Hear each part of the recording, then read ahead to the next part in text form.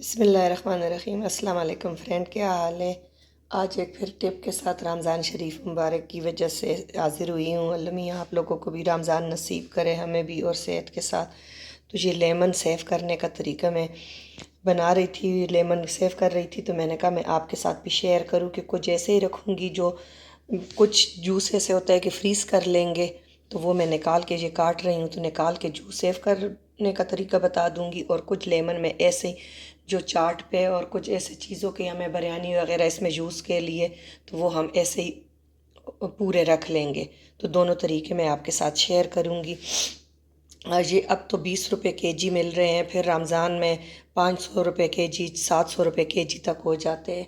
तो मैंने तो काफ़ी सारे सेव कर लिए, लेकिन मुझे अभी याद आया कि मैं आप लोगों के साथ भी ये शेयर कर लूँ कि मैं सेव कर रही थी, तो मैं निकाल रही थी और आधे में मुझे याद आया, बाकी मैंने बॉटल्स भर के रख ली है। तो मैंने कहा मैं तुझे थोड़ा सा करके आपको समझाती हूँ कि आपने रमज़ान शरीफ में ये रख के तो अपना इबादत के लिए, वो महीना ऐसे होता है कि जो छोटे छोटे काम हम कर ले तो हमारी इबादत के लिए हमें काफ़ी टाइम मिल जाता है। देखिए ये जूस निकाल लिया, ये आप बोतल भर के रखते, इसको हम फ्रीज़ कर लेंगे तो ऐसे। और ये जो है थोड़े से मैंने रख दिए, तो इसमें ये कुकिंग ऑयल मैंने 2 टेबल स्पून ले लिया और एक मैंने ये कंटेनर ले लिया।